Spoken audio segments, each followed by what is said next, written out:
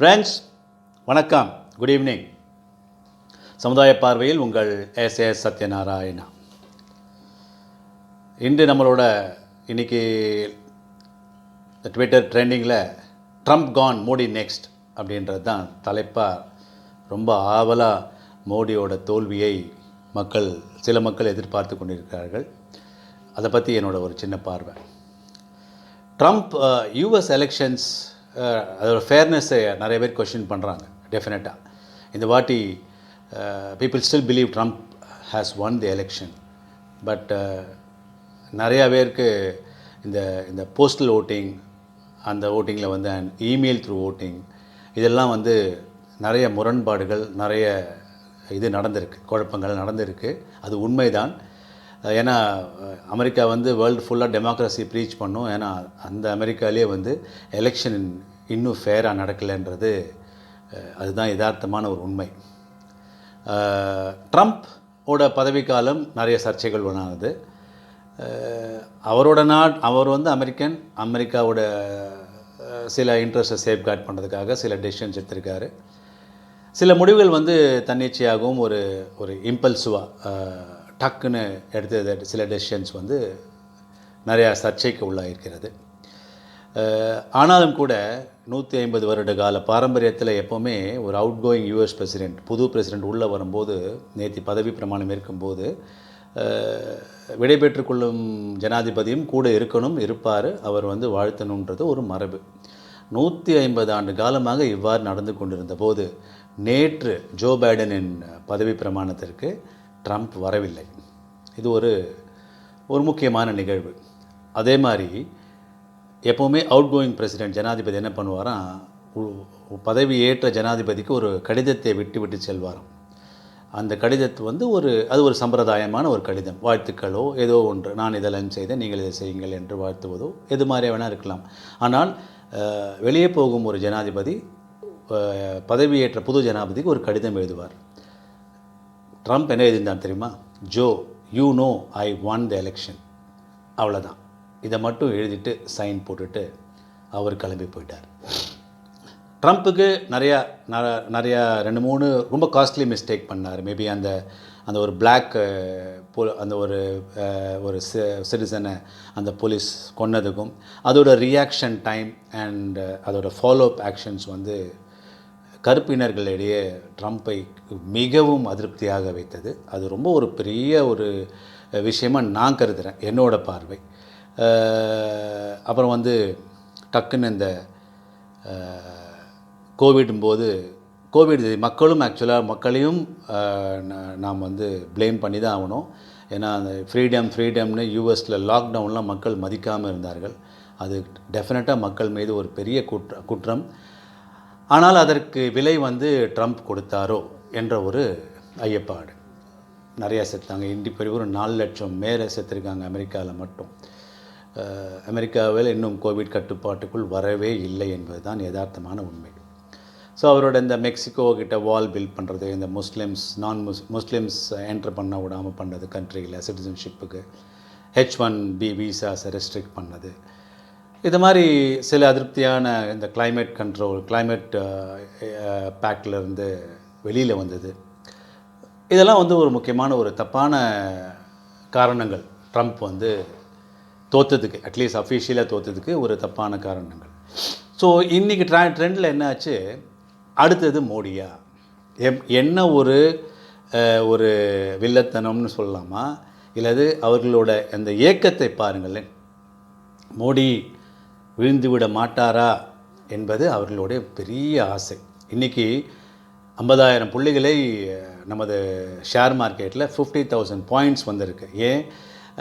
Yesterday US president வந்து இந்த H1B வீசாலாம் திருப்பி பழைய இதுக்கு எடுத்துன்னு போகிறோன்னு சொன்னதுனாலையும், யூஎஸ் பிரசிடெண்ட்டோட சில பல இதுகளை வைத்து நமது வர்த்தக சந்தையில் 50,000 புள்ளியை சென்செக்ஸ் தொட்டு விட்டது. அது ஒரு மிகப்பெரிய சாதனை, மிக பெரிய சாதனை.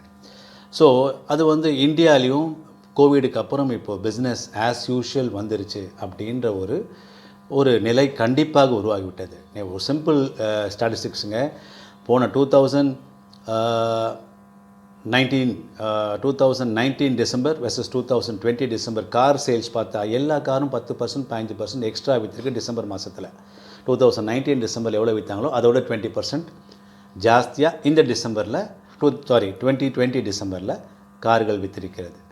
ஸோ பிஸ்னஸ், நானும் வந்து பிஸ்னஸில் தான் இருக்கேன், நிறைய இடத்துக்கு போயிட்டு வரேன், எல்லா இடத்துலையும் பிஸ்னஸ் ஆஸ் யூஷுவல் சார் நல்லா இருக்குது அப்படின்னு பேசும் இந்த நிலையில் சில, அதுவும் எதிர்க்கட்சிகள், காங்கிரஸ் போன்ற பெரிய எதிர்க்கட்சியும் சரி, அந்தந்த மாநிலத்தில் உள்ள ஒரு சக்தி வாய்ந்த எதிர்க்கட்சிகளும் சரி, நாடு நாசமாக போச்சு என்றும் அவ்வளோதான் யாருக்கும் எதுவுமே இல்லைன்ற ஒரு தோற்றத்தை, ஒரு மாய தோற்றத்தை ஏற்படுத்துகிறார்கள். அது ஒன்று. மோடி நெக்ஸ்ட்டு தோப்பார், 100% அவர் தோப்பார் அப்படின்னு ஒரு கேங்கு கிளம்பியிருக்கு. நான் வந்து நல்லது செய்தால் கண்டிப்பாக அவர்களுக்காக நான் என்னோடய சமுதாய பார்வையில் கண்டிப்பாக பேசுவேன். அது ஸ்டாலினாக இருந்தாலும் சரி, ராகுல் காந்தியாக இருந்தாலும் சரி, திருமாவளவனாக இருந்தாலும் சரி, சீமானாக இருந்தாலும் சரி, இல்லது அகிலேஷ் யாதவாக இருந்தாலும் சரி, மமதா பானர்ஜியாக இருந்தாலும் சரி, கேடி ராமாராவாக இருந்தாலும் சரி, கேசி சந்திரசேகர் ராவாக இருந்தாலும் சரி, ஜெகன்னாக இருந்தாலும் சரி, யார் நல்லது செய்தாலும் கண்டிப்பாக நான் அவர்களுக்காக கண்டிப்பாக பேசுவேன். நான் அவர்களிடம் கண்டிப்பாக அவர்களுக்காக வாதாடுவேன் இந்த சமூக வலைதளத்தில். இப்போது ஸ்டாலின் நல்லது செய்வாரா? கண்டிப்பாக மாட்டாருன்றது தான் என்னோட ஆணித்தனமான நம்பிக்கை. நான் என்ன செய்வது?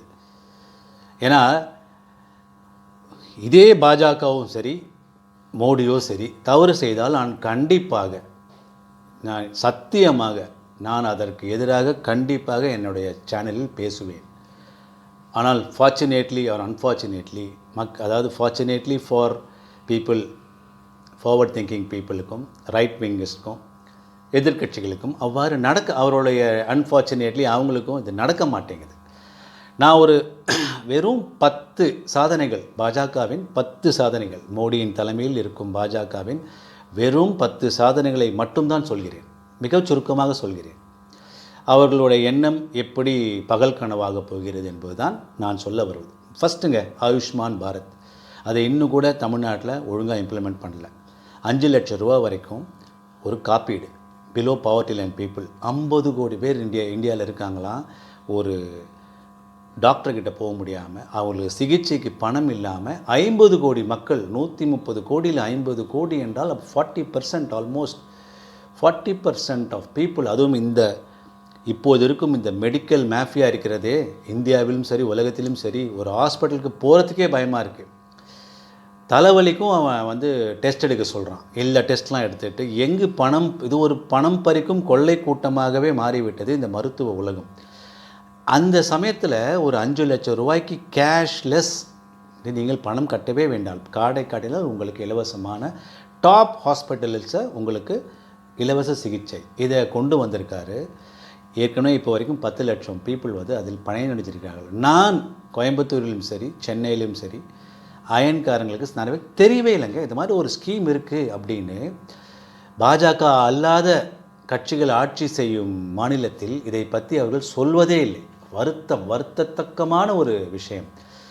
அரசியல் வேற்றுமைகள் இருக்கலாம், அரசியலில் சண்டை இருக்கலாம், சச்சரவு இருக்கலாம், ஆனால் மக்களுக்கு நன்மை தரும் ஒரு திட்டத்தை அவர்களிடம் எடுத்து செல்லாதது கொலை குத்தத்துக்கு சமாதானம். நான் இப்போ கூட சென்னையிலும் ஒரு அயன்காரருக்கும் கோயம்புத்தூர் ஒரு அயன்காரருக்கும் பர்சனலாக நான் ஃபாலோ பண்ணி கூட்டின்னு போய் அவங்களுக்கு அந்த ஆயுஷ்மான் பாரத் கார்டை வாங்கி கொடுத்துருக்கேன். 50 கோடி மக்கள் நேர்களே, நண்பர்களே, இந்த நாட்டிலே அவர்களுக்கு சிகிச்சைக்கு பணம் கொடுக்க இயலாத ஒரு சூழ்நிலையில் இந்த ஆயுஷ்மான் பாரத் எவ்வளவு ஒரு முக்கியமான ஒரு திட்டம் என்று நீங்கள் கண்டுகொள்ளுங்கள். இரண்டாவது, இன்சால்வன்சி அண்ட் பேங்க்ரப்சி ஆக்ட் எடுத்துன்னு வந்திருக்காங்க. இந்த காங்கிரஸ் யூபிஏ டைமில் கிண்டலாக பேசும்போது ஃபோன் பேங்கிங் அப்படின்னு சொல்வார் மோடியும் சரி பாஜக உள்ள தலைவரும் சரி. அதாவது ஃபோன் பேங்கிங் நம்ம நினைக்கிற மாதிரி ஒரு பேங்க்கில் போய் ஃபோன் பேங்கில் கொண்டு போய் என் கிரெடிட் கார்டுக்கு என்ன வேல்யூன்னு கேட்குற அந்த ஃபோன் பேங்கிங் இல்லை. ஃபைனான்ஸ் மினிஸ்டர் ப. சிதம்பரம் அவர் ஃபோன் எடுத்து, நான் ஒரு ஆள் அனுப்புகிறேன், அவருக்கு ஒரு 1000 கோடி கொடுங்க, நான் இந்த பிஸ்னஸ்மேன் அனுப்புகிறேன், அவருக்கு 5000 கோடி கொடுங்க. அப்படி கொடுத்த லோன் தான் இந்த விஜய் மல்லையாவுக்கும், இந்த நீரவ் மோடிக்கும், இந்த ஜிந்தல் ஸ்டீலுக்கும். ஜிந்தல் ஸ்டீல் 47,000 கோடி அவன் கடன் வைத்து விட்டு கட்டாமல் இருந்திருக்கிறார். இந்த புது இன்சால்வன்சி பேங்க்ரப்சி ஆக்டில் பணம் கட்டுகிறாயா இல்லது உங்கள் கம்பெனியை நாங்கள் மூடலாமா என்று கேட்டதற்கு அடுத்த நாள் அவர் 47,000 கோடியை கட்டிவிட்டார். முதல் சாதனை. நீரவ் மோடியும் விஜய் மல்யாவும் கண்டிப்பாக அவர்கள் வந்து தங்கள் பணத்தை கட்டதான் போகிறார்கள். அதற்கு இந்த கவர்மெண்ட் சும்மா விடாது, அது வேறு விஷயம். ஸோ இது ஒரு முக்கியமான ஒரு ஆக்ட். இதில் வந்து என்னாச்சு, பெரிய பெரிய முதலாளிகள்லாம் வந்து இனிமேல் நம்ம பேங்க்கை ஏமாற்ற முடியாது என்ற ஒரு நிலைமை. இரண்டாவது, 60 மில்லியன், அதாவது 6 கோடி மக்களுக்கு இலவச gas connection, LPG connection 6 million. அதில் 80% ஷெட்யூல் கேஸ்ட், ஷெட்யூல் ட்ரைப் மக்களுக்காக இந்த நாட்டிலே free LPG cylinder with connections கொடுக்கப்பட்டிருக்கிறது. அஃப்கோர்ஸ் சானிடேஷன், ஸ்வச் பாரத் உலகத்திலேயே ஒரு மிகப்பெரிய ஒரு ஆபரேஷனாக இது கருதப்பட்டது. 92 மில்லியன் டாய்லெட்ஸ், கழிப்பறைகள் இந்த ஸ்வச் பாரத்தில் கட்டப்பட்டது. அப்புறம் இந்த ஆதார் கார்டு மூலமாக ஜன்தன் பேங்க் அக்கௌண்ட், மக்களுக்கு பேங்க் அக்கௌண்ட் 30% தான் பேங்க் அக்கௌண்ட் இருந்த நேர காலத்திலே, அதாவது 130 கோடி மக்கள் இருக்கும் இடத்தில் ஒரு 20-30% தான் அக்கௌண்ட் வைத்திருந்தார்கள். அதை ஆல்மோஸ்ட் 90% ப்ளஸ் எடுத்துன்னு போயிட்டு அந்த ஜன்தன் அக்கௌண்ட்டில் உங்களுக்கு வருதுகிறது இல்லை. இப்போ மானியம், ஸ்ட்ரைட்டாக மானியம் எதில் வருது, உங்கள் அக்கௌண்ட்டில் தானே வந்து விழுது. கேஸுக்கு நீங்கள் வாங்கினீங்கன்னா எந்த அக்கௌண்ட்டை நீங்கள் கனெக்ட் பண்ணியிருக்கீங்களோ அந்த அக்கௌண்ட்டுக்கு 300 ரூபா இப்போ கூட உங்களுக்கு வந்து விழுதா அந்த மானியம். இது வந்து எப்படி இருந்தது தெரியுங்களா? இந்த மானியம் வந்து அதே மாதிரி தான் ஃபார்மர்ஸுக்கு இந்த யூரியா மானியம் கொள்ளை கோடி பல்லாயிரக்கணக்கான கோடிகளை கொள்ளையடித்திருக்கிறார்கள். இந்த ஆதார் மூலமாக பேங்க் அக்கௌண்ட்டில் லிங்க் செய்ததால் direct beneficiary, direct transfer to the beneficiary, அதாவது மின்னஞ்சல் மூலம் உங்களுக்கு பணப்பரிவர்த்தனை செய்ததனால் பல கோடிகள் இந்த கவர்மெண்ட் அந்த மோடி கவர்மெண்ட் சேவ் பண்ணியிருக்காரு. ராஜீவ்காந்தி அவர் இருக்கும்போது சொல்லியிருக்காரு, நான் ₹1 செலவு பண்ணால் மக்களுக்காக 15 பைசா தான் மக்களுக்கு போய் சேருது, 85 பைசாவை அதிகாரிகளும் கட்சிக்காரர்களும் அதை ஸ்வாகா செய்து விடுகிறார்கள் என்ற நிலையிலிருந்து இப்பொழுது ₹1க்கு 75 பைசா வரைக்கும் மக்களிடையே போய் செல்கிறது. இன்னும் 25 பைசா கேப் இருக்க தான் செய்கிறது. ஏன்னா இன்டர்நெட் இல்லாத கனெக்ஷனில் இன்னும் அந்த லோக்கல் அஃபீஷியல்ஸ்லாம் வந்து பணத்தை திருடி கொண்டு தான் இருக்கிறார்கள். இப்பொழுது கூட நமது விவசாயிகளுக்கு ₹6,000 தருகிறேன் என்று சொல்லி 2,000 கட்டிய போது தமிழ்நாட்டிலே 130 கோடி ரூபாய் வரைக்கும் களவாடி இருக்கிறார்கள் இந்த அதிகாரிகள். யாரெல்லாம் அதில் கூட்டாளி என்று நான் உங்களுக்கு சொல்லி தேவையில்லை. 130 கோடியை திருடியதன் மூலம் சென்ட்ரல் கவர்மெண்ட்டுக்கு தெரிய வந்து சென்ட்ரல் கவர்மெண்ட் சொல்லிடுச்சு, நீங்கள் என்ன வேணால் பண்ணிக்கோங்க, எங்கள் பணத்தை திருப்பி கொடுத்தணும் என்று சொல்லி அந்த பணத்தை சர்க்காரிடம், தமிழக கவர்மெண்ட்டிடம் இருந்து மீட்டது சென்ட்ரல் கவர்மெண்ட். நீங்கள் செலவு பண்ணுங்கள், அதை நீங்கள் வராக்கடனாக எழுதிப்பீங்களோ தெரியாது, இந்த பணம் எங்களுக்கு மீண்டும் வர வேண்டும் என்று கராராக சொல்லி அந்த 130 கோடியை திருப்பி பெற்றது சென்ட்ரல் கவர்மெண்ட். அதுதான் மோடியின் ஆட்சி. அடுத்தது இன்ஃப்ராஸ்ட்ரக்சர். 2014னா உங்களுக்கு யூபிஏ சர்க்கார் வெறும் 12 கிலோமீட்டர் நேஷ்னல் ஹைவே போட்டுட்ருக்காங்களே, இந்த டோல் ரோட்ஸு, எக்ஸ்பிரஸ் வே, அந்த கோல்டன் ட்ரையாங்கிள் ரோடு வெறும் 12 கிலோமீட்டர் பர் டே போட்டதிலிருந்து இப்போது 27-30 கிலோமீட்டர் பர் டே ரோடு போடுகிறார்கள். நான் வந்து எனக்கு இந்த டோல் ரோடு மேலே நம்பிக்கை இல்லை, அது எந்த கவர்மெண்ட் ஆகுனா இருக்கட்டும். ஏன்னா நம்ம வந்து எக்ஸைஸ் டியூட்டின்னு ஒன்று கட்டுறோம், ஒரு காருக்கோ ஒரு 2 வீலருக்கோ நம்ம கட்டுறோம், எந்த வாகனத்திற்கும் நம்ம ஒரு எக்ஸைஸ் டியூட்டி கட்டுறோம். அந்த எக்ஸைஸ் டியூட்டிக்கு மேலே வந்து இந்த டோல் ரோடு வந்து எனக்கு நம்பிக்கை கண்டிப்பாக இல்லை. அதுவும் நான் மதுரை சைடு இப்போ ரீசெண்டாக போயிட்டு வந்தேன். 40 கிலோமீட்டருக்கு ₹1 என்று தான் ஆக்சுவலாக ஆவரேஜாக ஒரு கிலோமீட்டருக்கு ₹1 தான் வைக்கணும். மதுரைக்கு நான் திருநெல்வேலி வரைக்கும் போகிறப்போ எவ்ரி 40 கிலோமீட்டர்ஸ்க்கு ₹85 ₹100 வரைக்கும் நான் பணம் கட்டினேன். எனக்கு என்னமோ இந்த டோல் ரோடுனா கொஞ்சம் அலர்ஜி தான். ஆனாலும் இந்த கவர்மெண்ட் இப்போது ஒரு நாளைக்கு 27 கிலோமீட்டர் போடுகிறது. அதுவும் மும்பையை வந்து ரொம்ப நெக்லெக்ட் பண்ணியிருந்த மும்பைக்கு எக்கச்சக்கமான ஒரு கனெக்டிவிட்டி கொடுத்து அங்கே bullet train Ahmedabad to Mumbai. Mumbai தான் நமது இந்தியாவிலே பணக்கார ஒரு சிட்டி. இரண்டாவது அகமதாபாத் இருக்கலாம். அகமதாபாத்துக்கும் மும்பைக்கும் 40,000 கோடி ரூபாய் செலவிலே 62,000 கோடி செலவிலே ஒரு புல்லட் ட்ரெயினை தனியாக ஒரு ட்ராக் அமைக்கிறாங்க.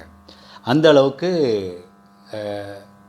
மும்பைக்கு முக்கியத்துவம் கொடுக்கப்பட்டிருக்கிறது.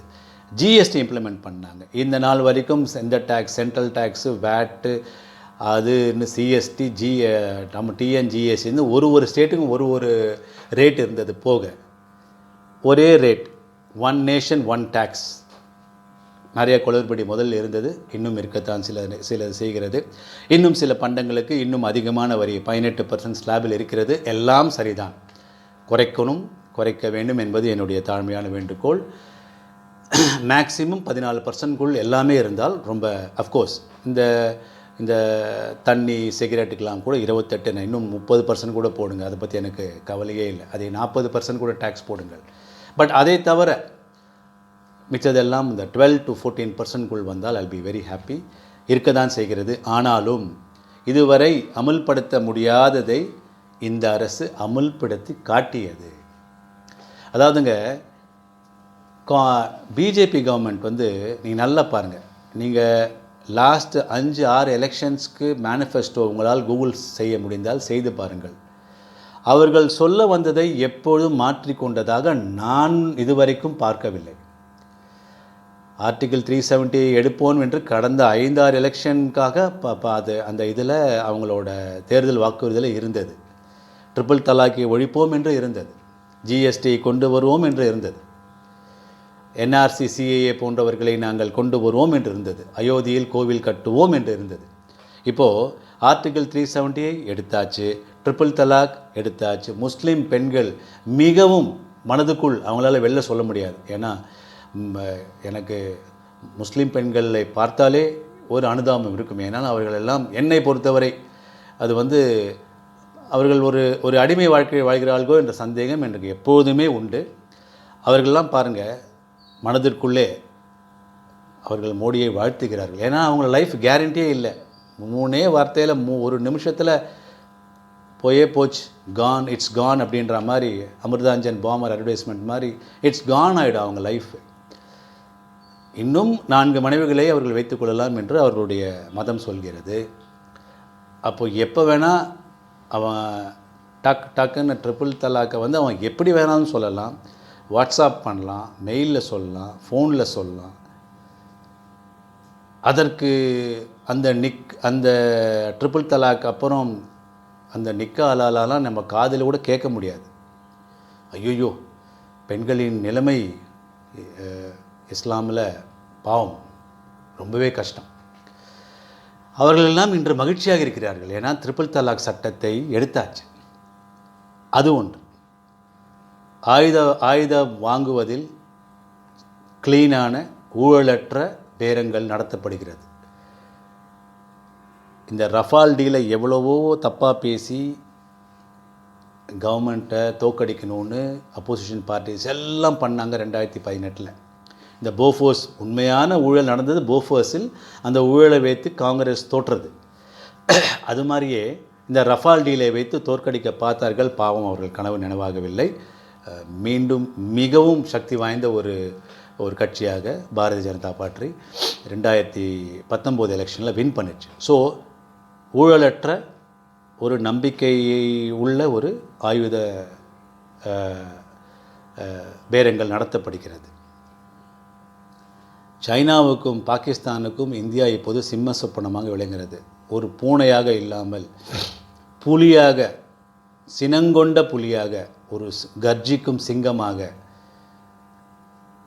காலை வைத்தால் கால் இருக்காது என்ற ஒரு செய்தியை கால்வான் பள்ளத்தாக்கில் இங்கே இருக்கும் எதிர்க்கட்சிகள் பொய்யும் புரட்டுமாக சொல்லி இந்தியர்கள் மட்டும் கொல்லப்பட்டார்கள் என்றும் சைனாவில் யாரும் சாகவில்லை என்றும் பச்சை பொய்யை அவிழ்த்து விட்டிருந்தார்கள்.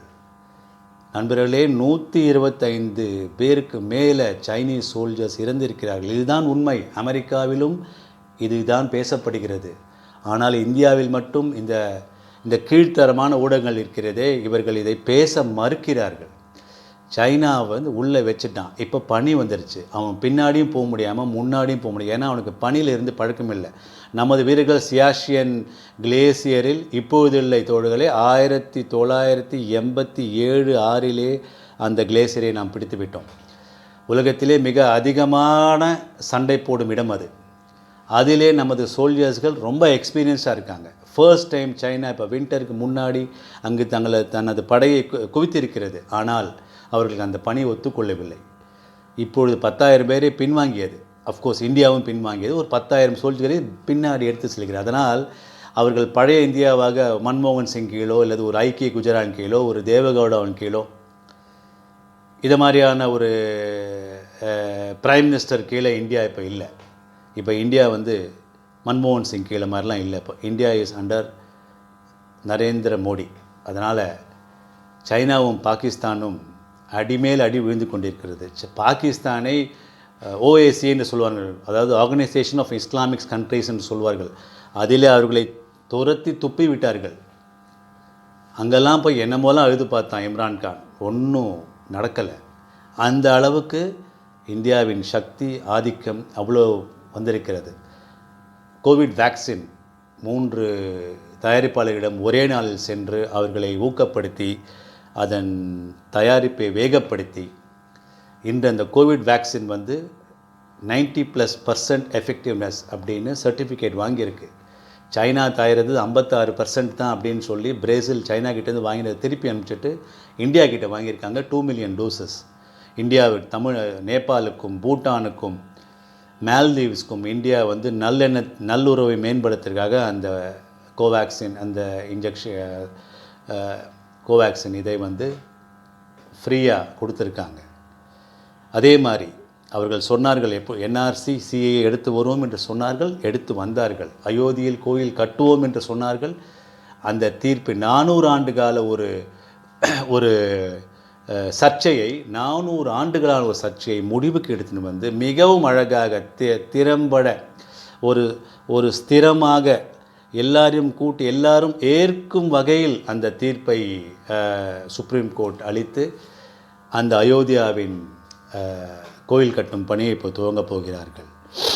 இப்போது இந்த பேண்டமிக் இருக்கே, இந்த மார்ச் மாதம் உலகத்திலேயே மிகப்பெரிய ஜனநாயகம் இந்திய நாடு. அதில் தைரியமாக ஒரு 6 வாரங்கள் லாக்டவுனை போட்டார் மோடி. மக்கள் மேல் உள்ள பாசத்தினால், மக்கள் மேல் உள்ள அன்பினால் தான்.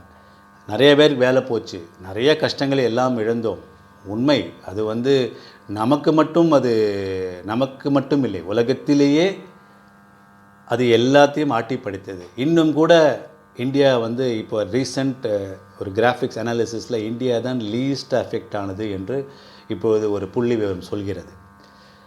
அதனால் இந்த ஃபார்மர்ஸ் பில் இப்போ வரைக்கும் நானே 2 டிவி டிபேட் போயிட்டேன். ஒரே பொய்யா சொல்கிறாங்க எல்லாரும். ஸ்டாலின் அன்றைக்கி சொல்கிறாருங்க, வயிற்றுச்சலாக இருக்குது. இவ்வளோ பெரிய ஒரு கட்சியின் தலைவர், உங்களுக்கு லேண்டு சொந்தம் இல்லை, உங்கள் லேண்டாகவே எடுத்துப்பான், நீங்கள் விளைச்சது உங்களுக்கு வராது, இப்படி அங்கே ஒரு தலைவர் பேசுவாங்க? ஒரு திமுக ஒரு கட்சியின் தலைவர், 5 முறை ஆட்சியில் இருந்த ஒரு கட்சி, அதன் தலைவர் என்ன சொல்கிறாரு? லேண்டு உங்களது இல்லை, எடுத்துப்பாங்க, அந்த கார்ப்பரேட் கம்பெனிகள் எடுத்துக்கொள்ளும். சன் டிவி என்னமோ கோஆப்ரேட்டிவ் சொசைட்டி மாதிரியும், இவங்க கார்ப்பரேட்னால் இவங்களுக்கு ஒன்றும் தெரியாத மாதிரியும், கார்ப்பரேட் வந்து கொள்ளையடிக்கிற மாதிரியும் ஒரு மாய தோற்றத்தை உண்டாக்கி லேண்ட் உங்களது இல்லை அப்படின்ற அவ்வளோ ஒரு கீழ்த்தரமான ஒரு பொய்யை எங்கு பார்த்தாலும் கிராம சபை கூத்து என்ற ஒரு நிகழ்ச்சியில் இதை அவர் அவிழ்த்து விட்டு வருகிறார். ஸோ ஃபைனலாக நான் என்ன சொல்ல வரேன்னா, மக்களே, ட்ரம்ப்பு போவார், ஆனால் மோடி திருப்பியும் வருவார். அவருக்கு ஒரு ராசி இருக்குங்க. அவர் எங்கே போனாலும், நான் என்னோடய ஃப்ரெண்ட்ஸ் கிட்ட சொல்லுவேன், எங்கே போனாலும் இந்த ஆள் ஒரு ஹெரால்டைட் டியூப் எடுத்துன்னு போய்ட்றாருப்பா, நல்லா போட்டு 3 நாள் டேர்ம் உட்காந்துக்கிறாரு. சீஃப் மினிஸ்டரும் அப்படி தான் இருந்தார். முதல் முறை அவர் சிஎம் ஆனபோது கூட எம்எல்ஏ ஆகிட்டு ஃபஸ்ட் டைம் எம்எல்ஏ அவர் உள்ளே போகும்போதே, அசம்பிளிக்கு போகும்போதே சிஎம்மாக தான் போனார். அதே மாதிரி பார்லிமெண்ட்லேயும் ஃபஸ்ட் டைம் எம்பி ஆகி உள்ளே போகும்போது அவர் பிரைம் மினிஸ்டராக போனார். ஸோ வீணான இந்த பகல் கனவை விட்டு யாரெல்லாம் மோடி போவாங்கன்னு ஆசையாக இருக்காங்களோ, ஏன் மோடி இன்ஜெக்ஷன் போட்டுக்கல, அது வேறு. மோடி ஏன் முதல்ல எப்படியாவது இந்த இன்ஜெக்ஷன் ஏதாவது ஒரு சைடு எஃபெக்ட் வந்து அவர் போயிட மாட்டாரா? ஒருவரை வீழ்த்துவதற்கு ஒரு கொள்ளைக்கார ஒரு கூட்டம் என்னெல்லாம் யோசிக்கின்றது என்று பாருங்கள். இந்த மோடி தப்பு செய்தால் கண்டிப்பாக நான் தட்டி கேட்பேன். அது சவுண்டாக இருக்கலாம், அது விழாமல் போகலாம், அது வேறு விஷயம். நான் என்னுடைய சமுதாய பார்வையில் கண்டிப்பாக அதை நான் குறை கூறுவேன். இப்போ கூட நான் வந்து அந்த டோல் ரோடு மேலே யார் வந்தாலும் அதை நான் குறை கூறுவேன். ஏனென்றால் அது வந்து நியாயமற்ற ஒரு செயல் அல்ல என்பது எனக்கு நன்றாக தெரியும். ஆனாலும் பெட்ரோல் விலையும் ஜாஸ்தியாக இருக்கிறது என்று சொன்னாலும் அதில் கிடைக்கக்கூடிய அந்த ஒரு ரூபாய் கூட வீணாகாமல் மக்களுக்கு சரியாக போய் செல்கிறது இதுவரைக்கும். அதுவரைக்கும் நான் மோடியை புகழ்வேன், மோடியின் புகழ் பாடிக்கொண்டே இருப்பேன். அதில் என்றாலும் எனக்கு ஒரு தடுமாற்றமோ ஒரு அவசரமான ஒரு புரிதலோ கண்டிப்பாக இல்லை. ஸோ ட்ரம்ப் போயிருக்கலாம், ஆனால் மோடி கண்டிப்பாக வருவார், இருப்பார், நமது நாட்டை மீண்டும் பலப்படுத்துவார் என்று சொல்லி நாளை உங்களை மீண்டும் சந்திக்கிறேன். நன்றி, வணக்கம். பாருங்கள், லைக் பண்ணுங்கள், சப்ஸ்கிரைப் பண்ணுங்கள், மறக்காமல் ஷேர் பண்ணுங்கள்.